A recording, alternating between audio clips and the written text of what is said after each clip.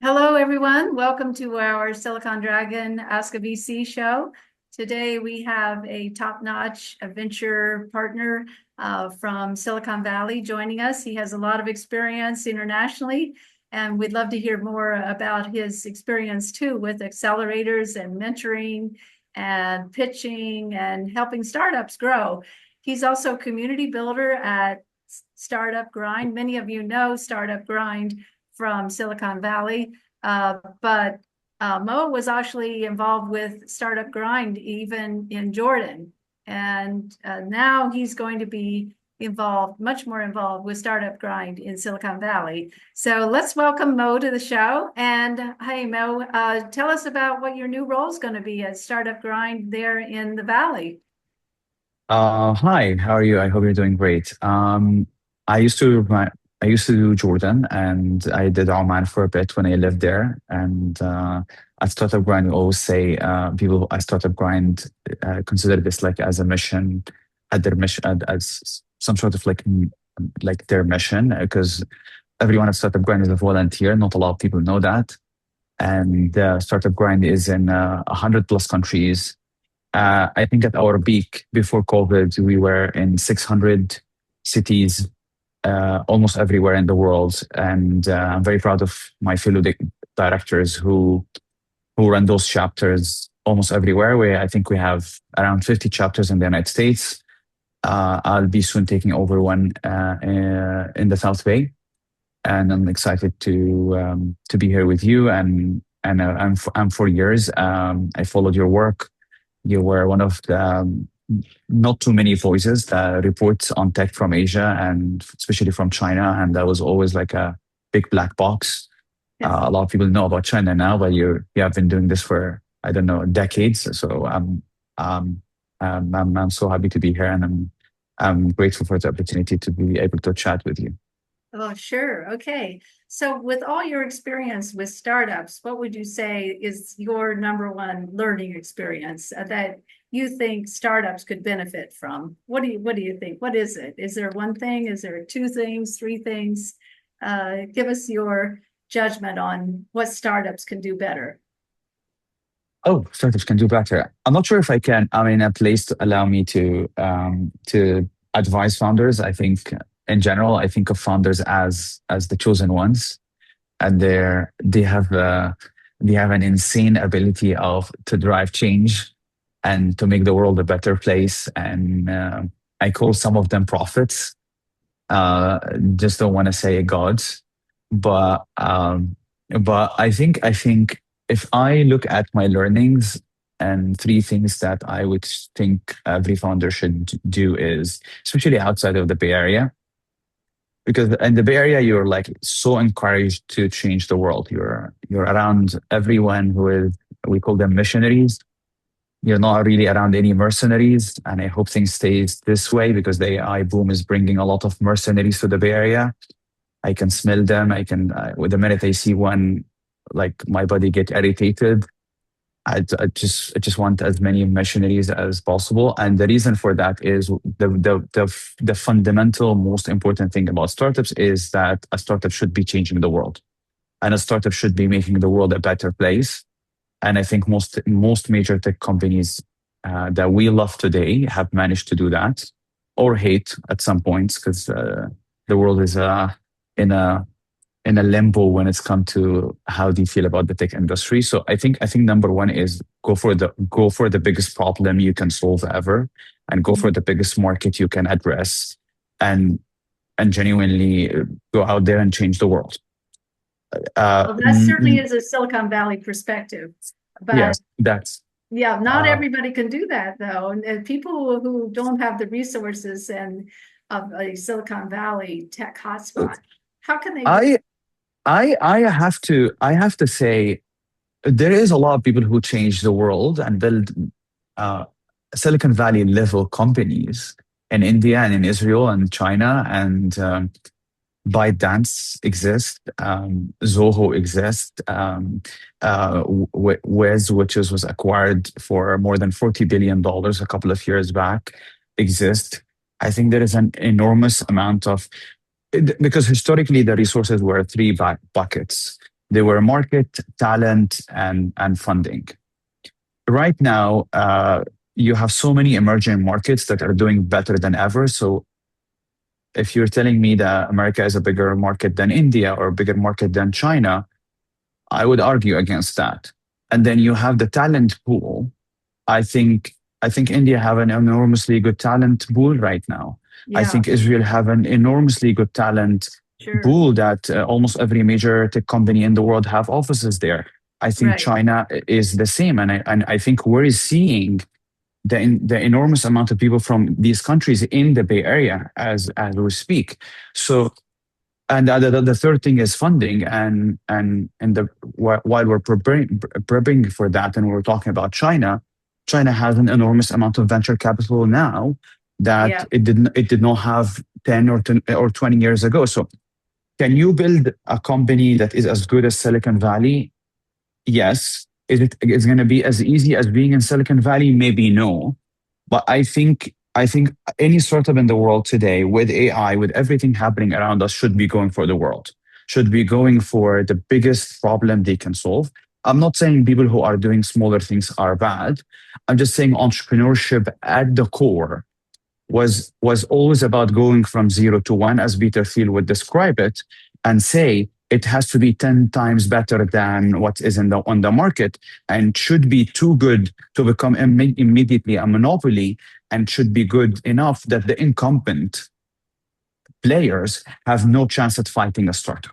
Hmm. This is, I understand that this is a very Bay Area mentality, Yeah. but I don't see why the others might not be able to achieve it. I think there is enough examples now of Lovable, Spotify, Skype. I can even go to much older ICQ ways. I can think of good 50 multi-billion dollar companies that did not originate in the US, and they're being used now by everyone. Oh, yeah. I think you're right. Like for instance, Mistral AI out of Paris right now is one of the Yes. real hot companies in the AI space, a large language model company. Well, let me, since have already mentioned AI, it seems that AI is just saturated Silicon Valley, right? Everywhere AI, AI, AI. Is there anything else? Um, Uh, Reality is, so the Bay Area is leading a company formation for every technology sector since since COVID, apart from healthcare. So, are there is if the question is, are founders building other things that are not AI in the Bay Area today? The easy answer to that is yes. The hard answer is, what is a company today, whether it's a startup or not, without AI? mhm. AI, telling me I'm not in AI today is like telling me 10 years ago I'm not going to be on cloud, and 20 years ago I'm not going to be on the internet. Mhm. It will literally sound like it. I don't think AI as a let's build an AI company is the only form of AI. There's so many companies are using AI now to make so many other industries and so many other sectors look Right, very different. We're right. we're seeing even things in the military. We're seeing things in mobility. We're seeing Oh, things. yeah, We're seeing a lot in the industrial side, which is, I yeah. would say, the Bay Area for a very long time was shy away from even these things. So if you're asking me why is everyone sounds like AI, because AI is the new cloud and the new internet, and as Brian Chesky from Airbnb keeps saying, we're in the phase of the yellow pages of AI, and everyone is gonna build on top of that until we reach a moment where AI is like literally everywhere around us, and in I think at this point AI is already a commodity. We don't even have to wait. Like I think anyone now can have an API and do whatever they want on AI if they can afford it. And I think eventually it's going to become a lot cheaper and a lot more accessible. So Mhm. eventually, let's think about it as of the new fuel. Yeah, no, I think so. You have agentic AI, you have large language models, you have AI throughout the enterprise, you have AI in consumer apps, you have uh, all kinds of AI coming from large companies and startups, and not just Silicon Valley, but across many geographic borders. And so I think AI and machine learning and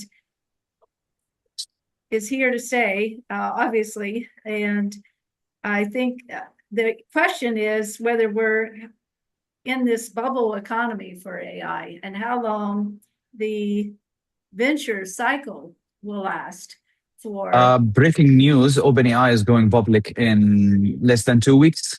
The news was just confirmed less than half an hour ago. Yeah, So the venture capital cycle is not required anymore. Uh, SpaceX, OpenAI, and Anthropic, the three of them are gonna go public. I think SpaceX is gonna go, which is owns XAI and owns right, X, which is why this is relevant. They're right. all going public in matter of weeks, if not less, in the case of But SpaceX. you, So that yeah, and what them do you think them that's going to happen as a result? Is this going to create a whole bunch of a lot more money in the market and more startups? yes, because Well, now now you have the retail investors, and then you're gonna have all the public market investors come mhm, in, because previously investing in these companies was exclusive to a tiny group of people, and the world is very excited about AI. And so many players are benefiting from AI right now. So if you look at BlackRock, sorry, BlackRock just announced a major deal with Google yesterday. right, Well, things are not going anywhere. Nvidia is going to release their results, or it's already being released while we're talking. I right, expect them to be very positive. So right. I don't see. Google had a great conference yesterday. Like anyone who is waiting for a bubble to burst Yeah, is waiting for something that I don't think they're gonna get. And even if that bubble happened to burst, the dot com bubble did not end the internet. It just took away the ones that were not working, and the mhm, companies that survived that became the largest. I don't mhm, know, 40 out of 50 companies we have in the world today. So um, mhm, anyone who's waiting for a bubble to burst, or mhm, waiting for AI to magically disappear, or mhm, waiting for its impact not to happen, whether on jobs or economies or even governments, right. uh, it might be too delusional. I think the train have left the station. Right. Like, So right now it's a big company story because you have Microsoft with OpenAI, you have Google with Gemini, you have Amazon with Anthropic, and well, you have a smattering of startups as well, but the field is really dominated by these corporate titans. So do you uh, think, yeah, do you agree with that or not? look, if I want to look at this from the Bay Area perspective, I'm going to say like Anthropic and OpenAI are technically startups. And if you want to look at if you look at the latest AI list from Forbes, there is 20, 30 companies on that list, which is Mhm. at least two-thirds of that list, are giving multi-billion-dollar companies run for their money. Google is doing its best to catch up. Apple is not, I don't think Apple is catching up at all. Yeah, Microsoft is not in a great place. So right. if the question is the market dominated? The answer is no, because otherwise no one would have made a phone after the iPhone, and no one Yeah, would have made a personal computer after Apple One, and no right, one would have made a server after IBM. right. Uh, uh, uh, So, AWS is much bigger than IBM today. The tech goes into cycles, and tech is so multi-layered. And yes, eventually every layer will have a monopoly between 2 to 3 people, but every layer unlocks the layer after, and then the layer after will keep doing that right. endlessly. So the Apple is monopolizing the hardware layer. Yes. Google is doing great with the consumer software. Yes. But as we stand, other than Google, every other major LLM that is scoring high is coming from a startup. Even XAI is unable to catch up, Mm. which owned by literally the world richest man, and the market is very competitive. And the market on the applied AI layer is going to be insanely more competitive. Right, right. Okay. We have people still joining us. So yeah, I would say that that having just worked on the CNBC top 50 disruptor list, there were so many, and this is a list of privately owned companies that are on their way up. Yes. So they're not huge companies. These are, but many of them on that list are AI companies. And so, it really, it just feels to me like the same. I was there in Silicon Valley during the internet boom. And now that we have this AI boom, it seems that this AI boom is going to last a lot longer and be much more pervasive. I don't know why it's being called a bubble in the first place. Yeah. Like, what makes it a bubble? Because well, I'm just thinking of all the huge valuations to invest in these companies. Okay, if we want to talk from a valuation point of view, pure venture capital here, Anthropic grow 80x in Q1 this year. 80x, like 80. Like, this company makes way more money. I think they're undervalued. And this is why I think they're rushing to go public. I think everyone on these companies is rushing to go public because these companies are making tens of billions of dollars. And Anthropic have even much better margins than the rest because the rest are a lot focused on consumer. They're focused on enterprise. And I was listening to their CEO, I think a couple of days ago, saying we have much better margins, and we just do not need to spend as much as the others. So people keep saying it's a bubble. Most 99% of the money that people are mentioning are going into infrastructure.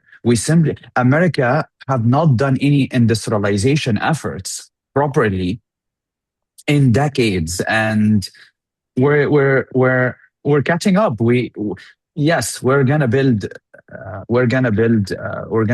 data centers for trillions of dollars, and we're gonna upgrade the infrastructure of industrial infrastructure of this country without a doubt. And that costs a lot of money. The money is not really going to the startups. The money is mainly going to real estate and chips and stuff it's like we're building the electricity grid of the country. We're building the AI grid of the country. Yeah. That's where most of the money is going. It's not really going to the startups. Yeah, that is an interesting point. And there's a lot of conflict around these data centers and the amount of electricity they're using and whether the country can withstand this, and whether we definitely can withstand. We're the largest oil producer and the largest gas producer and the largest we're the second largest solar producer in the world. We can withstand. We don't have an energy issue. America is energy sufficient. And I'm so happy that President Trump is making it harder on states.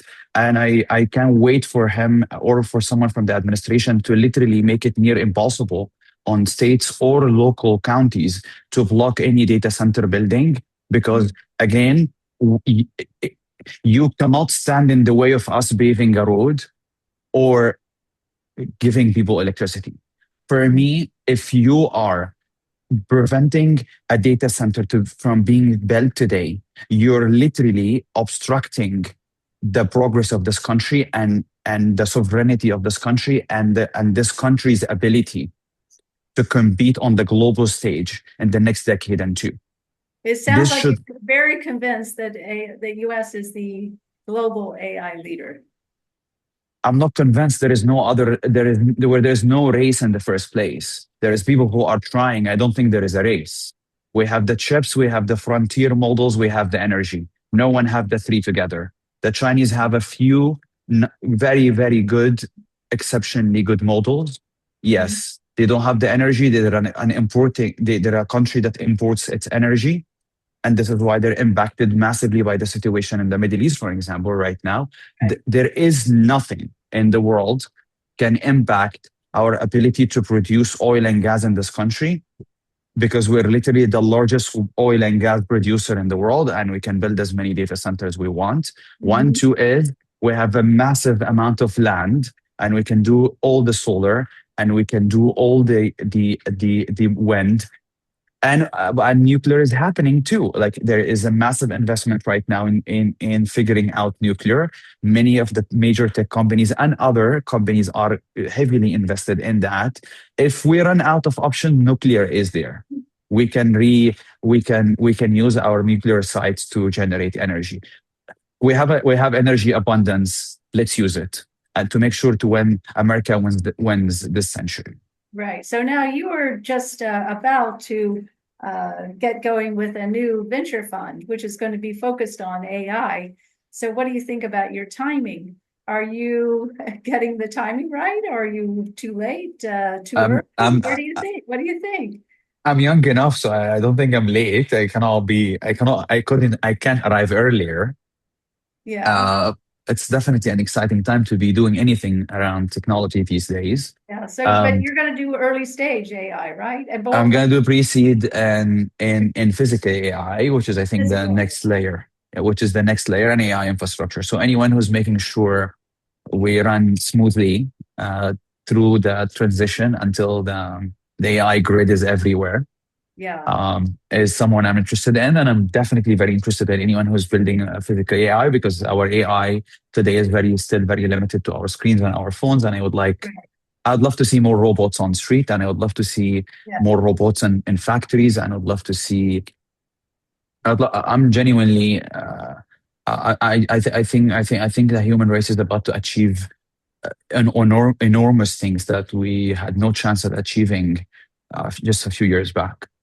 We can dream of so many things right now, like The digital age is upon us. someone said yesterday, I'm not going to repeat that because I think it was a bit early to say it, like we're closer than ever to singularity or we're Oh, yeah. almost there. Yeah.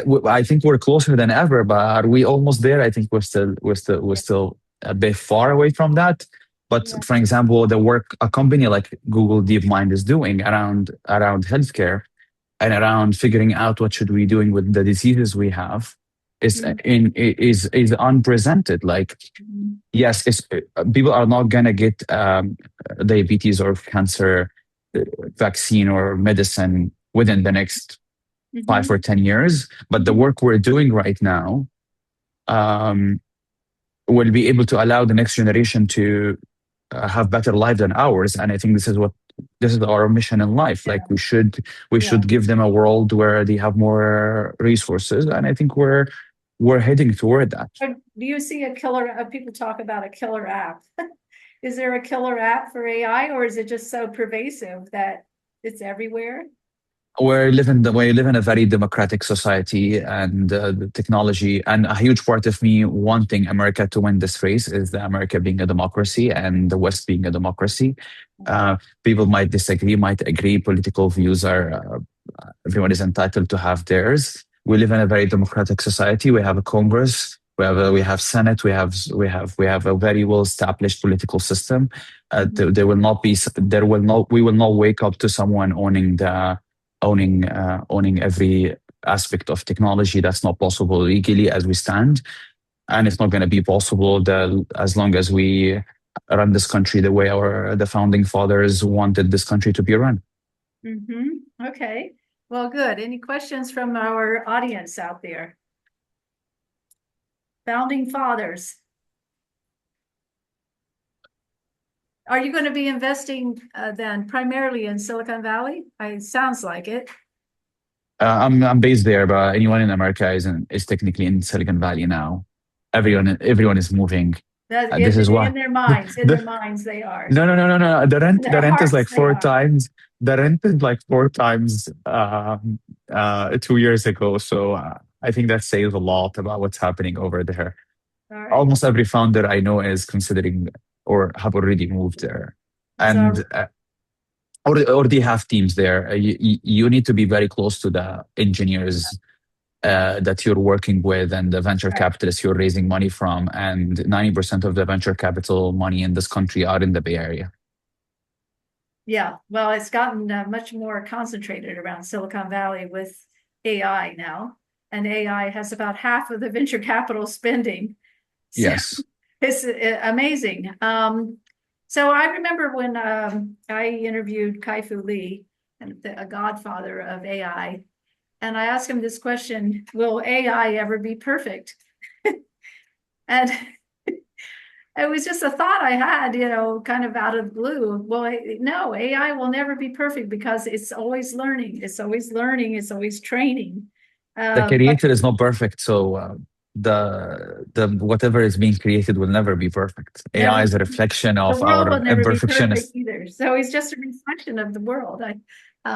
Okay, here comes another person. I'm having a lot of fun admitting people to our show.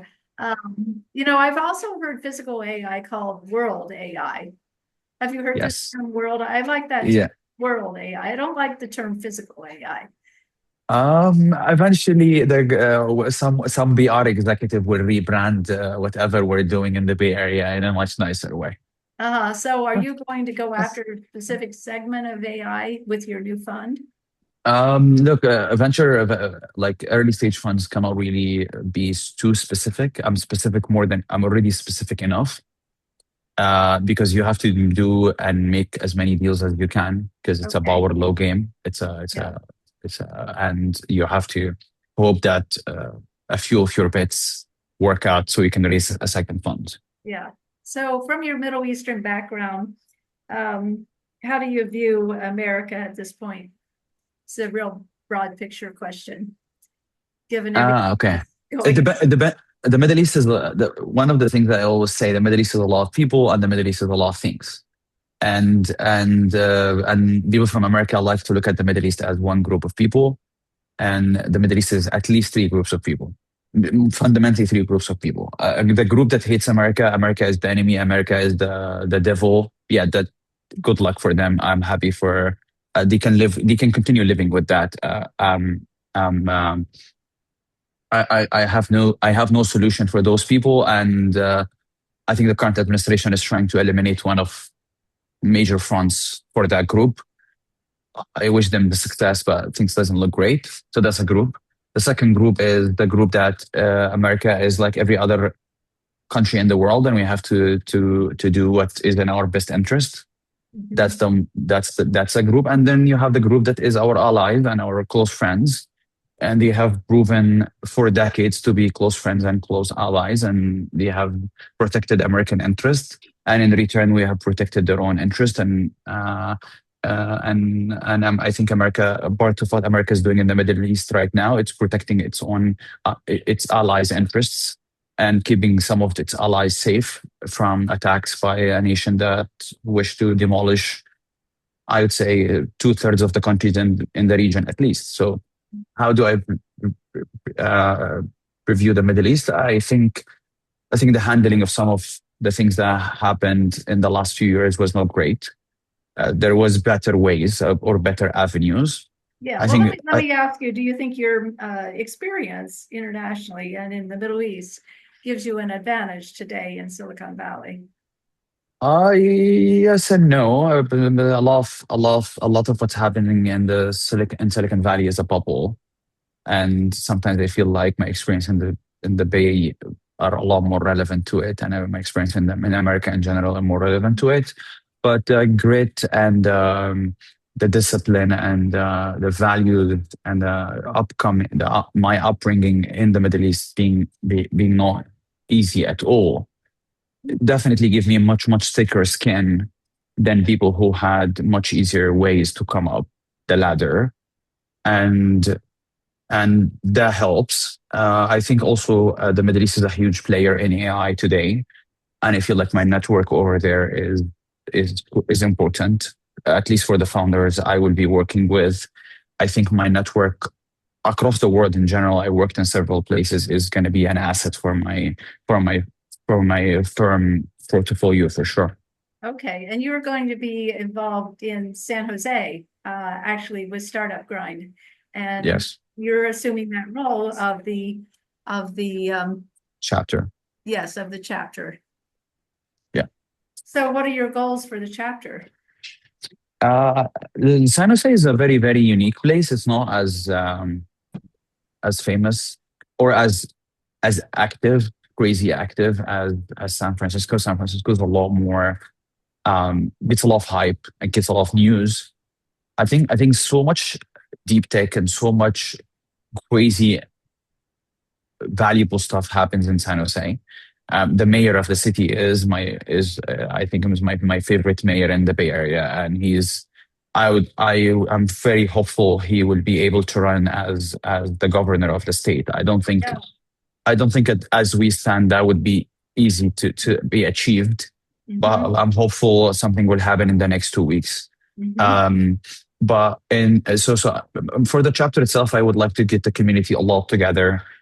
There is like 100 events that happens a month in San There's too Francisco. many events. There's actually way too many Yes, events. yes, but not as many events are happening in San Jose. So I hope that I will be able to get a lot more people together. The reason why I do startup grind, I've done startup grind for the last almost a decade. Right. It was always to get people together. Just seeing people come together makes me happy, and I wanna be an extra platform for people to come together. We're getting a lot of support from the local community over there. All the conversations we had were very, very great. I'm pretty excited for that. Okay, well, good. I've always found that with what I'm doing with Silicon Dragon and our events in New York and else and Silicon Valley and elsewhere. Uh, and it's always great to be with the community. Nothing much happens unless you are really in person, I think. I think virtual is no And especially in the Bay Area, especially Yeah, in the Bay virtual Area. is no substitute, although we're doing virtual now, but we're managing it. I see Frank Yu has joined us. Frank, I see you. Do you see us? Yes, I do.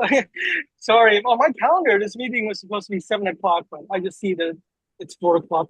It's okay. Yeah, Okay. we've had this this 3 hour time gap before, but or time lapse. But look, Frank has as an AI expert, and you must have a question for Mo, who is going to be starting an AI fund for Oh, okay. very much focus on early stage. Hmm. And so, what question do you have for Mo? Well, I guess the evolution of AI funding is sort of changing, but it seems like everything is all about the harness now. And it's no longer about, well, it is about the LLM, but very few of us have the capital resources to train or distribute an LLM. But what do you think about sort of this move from agentic to harnesses and to smaller models, for at least for startups? Um, I personally is a lot more focused on what Rebecca just rebranded World AI. I say physical AI. Hmm. I think a smaller model that runs on my phone or my laptop is definitely needed. I think um, I think cloud is great, but there is some use cases I would like my information to never leave my phone. I think Apple have pioneered on-device machine learning for a very long time. A lot of people don't know that, but most of Apple devices had neural uh, processing units for what, at least 10 years now. Well, if we look at the Apple case, yes, smaller models are really, really needed, especially for corporates and also for business, and not necessarily only for users. And I'm personally excited to see what happens there. Not a vertical I personally will be focused on or have a lot of knowledge Mhm. about, but it's a vertical that I think there is a lot of evidence that it should be something that we need. Okay, so whenever I have to get a term explained to me, I call Frank and he explains it to me. So now he has to explain harness. Yeah, that would be good for our. What the heck is harness, Frank? Well, so it's all about, I'm sorry, I'm in the subway now, so it's a little loud, but the Oh harness wow. is the ecosystem Okay. around LM. It's around the agents. And yeah, so I know that Rebecca was talking about embodied AI into robots, into autonomous Oh, yeah. vehicles. But Yeah. I'm actually looking at sovereign AI, personal Yes. AI, where you own the data and the models themselves are local to a very powerful uh, server or laptop locally. So yeah, I'm really looking forward to it. But all this has just changed recently, and yeah, like you, I'm looking very to what Apple with their M5 Ultra is going to be like. I'm running an M5 now locally, and it's Nice. fantastic. Okay, Um, that's good, Frank. Anyone else have a Rebecca, question who's not on the Rebecca, subway? I just want to say one thing. For just to make this very distinguishedly easy, harness is something that happens locally on your device, Oh, and whatever you're using right now is something that happens on the cloud. So your data leaves your device. That's the only the thing that a user should care about. Like, and this is okay. why So and this is why yeah, despite okay. Siri dumbness in most tasks, it's still a great example of, please, I don't need my data leaving my device. I see. Okay, that's I- interesting. Oh, and Mo, I don't know if you looked at it, but I mean, I've been running OpenClaw and Hermes. It's wild. Mm, I mean, it's like a chat GPT moment for me of how yes. fantastic that experience is. A lot of my friends are running DeepSeek locally, and they're customizing over it for sure because it's open source. And I'm also hearing great stuff, but for sure that is not going to be a general, typical user use case. That's going to be still a use case for someone who's slightly a bit sophisticated. Yeah, we're definitely in a new phase of AI with different species of AI. So thank you very much, Mo. Yeah, a My new pleasure. phase of AI. Anyone else in this new phase of AI? Okay, Mo, do you have any final summarizing points? Um, if you're listening to this podcast, this video or this podcast, and you're in a job and you're so scared that you're gonna lose your job, uh, that might happen. But AI is gonna create more jobs. Don't fall into my general message to all groups of people. Don't fall into hating AI because that's not gonna serve you. That's not gonna serve you in your career. That's not gonna serve you in your investment strategy. They're not gonna serve you in life. Do not hate on the future, especially if the train have left the station. Um, Many people have been saying this for years. Get better equipped. So if someone who's young or someone who's early in their career, get equipped. So much can be done right now that we never What if dreamed. you're older? What if you're older? Is there any hope for somebody who's over 40? Um, it depends how long are you they're planning to work I see. more. So if you're gonna work for another 5, 10 years, and your industry is not under an enormous attack by AI, Yeah. or maybe attack is not the right modernization attempt by AI, you might be able to work for another 5, 10 years without the need to do anything. But if you're planning to work until 80, like me, for example, because no one should retire. I don't know what retirement is. I don't understand that concept. I will never understand it. I think I will die tomorrow if I retire tomorrow. But me too. Uh, When people tell me they're retired, what? You retired? what do you guys mean? Like, I just gonna wake up in the morning and lose passion about everything I'm doing today. Yeah. Yeah, I think you Uh, must not have been passionate about what you were doing in the first place if you're retired now. As soon as, So, if you're gonna retire in 10 years, I think that all these conversations doesn't matter. But if you're not retiring in the next 10 years, just get better equipped, and please do not fall into the hate. The hate is not going to serve you. And then yeah. there is and to people who are politically involved, please make sure that we don't lose this race, because that is not a race that we can lose. Like, we cannot. America needs to reinvent Mhm. the way we do most things in the world, and AI is our avenue to do that. Mhm. Because we sadly, in the last 50 years, lost our capability Yeah, in doing many, many things to other places, that's true. which Okay, is sad.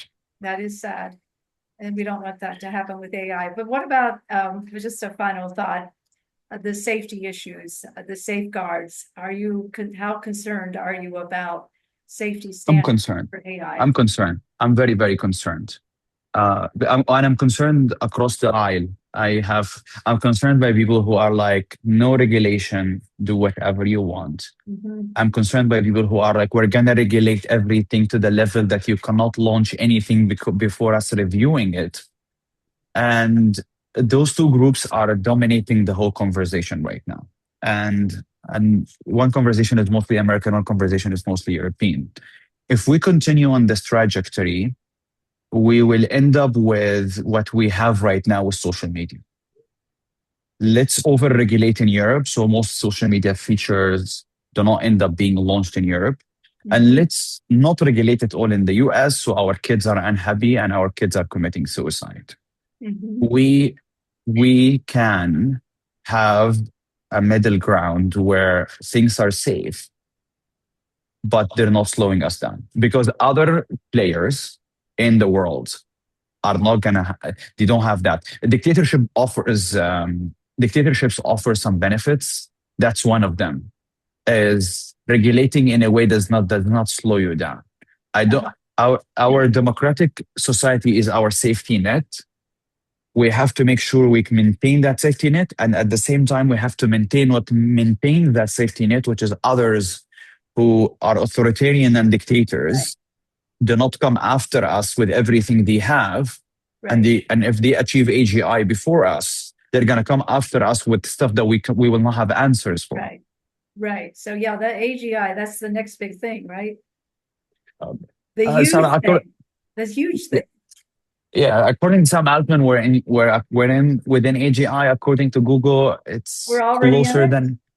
According to Sam Altman, we're somehow in it, but the biggest problem with AGI is we're refusing to say what is AGI. I see. Like, okay, What's your definition of AGI? I heard so many definitions. I personally don't think I have a definition myself. I think the best definition I heard was once AI can do everything we do, I think that would be a great time to call it AGI. I see. Well, I don't think I don't, I don't think I'm not sure. that's impossible. That's impossible. It's not I a don't think it. possibility. I think that sounds a lot like singularity, and I'm not sure how soon are we to that. But I have a few friends of mine who are way much older than me. That are like in their 80s, and they were so early at Apple Yeah, and keep telling me singularity is achievable. The I see. question is only when. I see. And yeah, there's some wild thinkers out there. And it's fun to interview people like that. And I predict that you are going to be one of those wild thinkers as well. I hope And so. I hope so. you're If on your way. You're on your way. anything makes humans more capable is absolutely a great thing. My in my faith, our mission on Earth is to make Earth a better place and the humans more capable. Okay. Well, good. Let's end it there on a high note, on a very optimistic note. And yeah, we're getting some comments in from people who have been on the show. Thank you to the audience for listening, your patience. Thank you to Mo for being so imaginative. Thank you, Lawrence, for your support from Invest Hong Kong. And look, we're going to be doing another show soon, June 1. It's going to be a Mhm. hybrid show, which means it's in person and it's also virtual. I So think someone here from Ed Carey from Invest Hong Kong. I just yeah, want to say someone. thank you Oh for yes, adding yes. for supporting this and for supporting the work Rebecca does and this show. Okay. Well, thank you again. And so I'm going to go outside and brave the heat. And um, I had this subtitle for this show. It's something about AI, heat, VC frenzy, and sort of really short things. I think we covered a lot of that ground in this segment. So thank you, everyone. Yes. And we'll see you again soon. All right, take care. Bye-bye.